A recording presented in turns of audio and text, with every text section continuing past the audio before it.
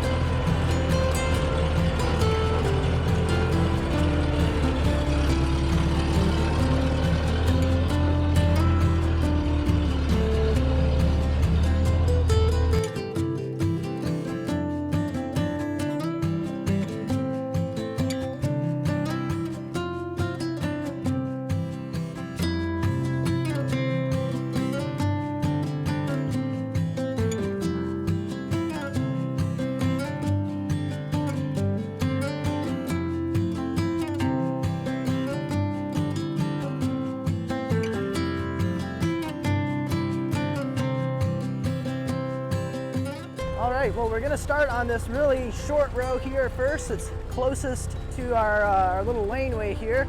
And well, we'll see what we get.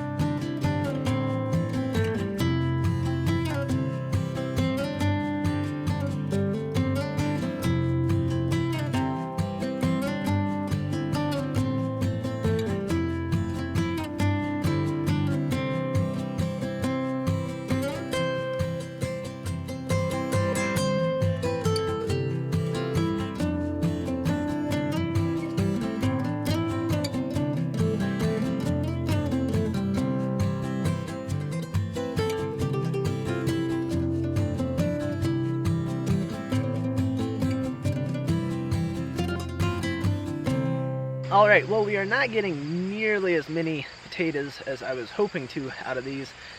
And I think part of the reason is that just they aren't there. But I also think that part of the reason is that using the middle buster or the potato plow to dig them up, you need to be pretty centered on your row because it's only this wide, and so if you get off just 6 inches either way, you may be missing a good many of your potatoes. And with it being just slightly weedy in here, I think I may not be running right down the middle of the rows. So I'm gonna go ahead and hit these kind of further out on either side and see if we can't bring a few more of these potatoes up to the surface.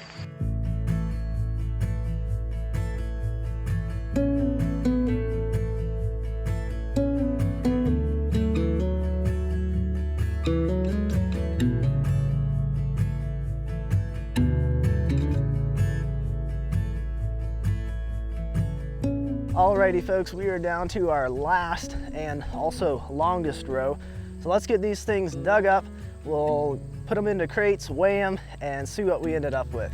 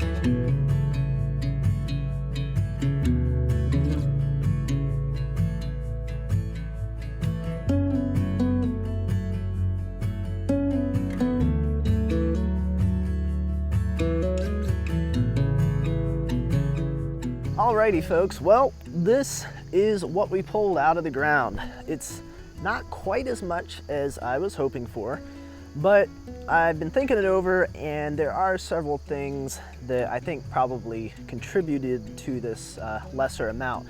And in total, this is around 275 pounds. And I planted 50 pounds of seed potato. So the first thing is I did get them in a little bit late. I probably could have done them at least 2, 3, maybe even 4 weeks earlier than what I did. So of course that would have contributed to a little bit earlier planting, maybe a little longer growing. Could have gotten bigger potatoes out of it. In addition to that, I didn't get a chance to really prep the soil well. It was kind of clumpy. It wasn't as fine as I would have liked it to have been. And so this caused, when I was hilling the potatoes up, they didn't really hill well. And hilling is a really important part of getting more potatoes because you have more area that the tubers can form off from the plant from. Now, probably one of the biggest factors in it is that when we started on doing the water system, putting in water lines and whatnot, I was so busy with that that I just did not have time to do anything with garden stuff, watering, obviously not weeding, any of that sort of stuff. And it also coincided with having around, I don't know, 4 or 5 weeks that we got pretty much no rain.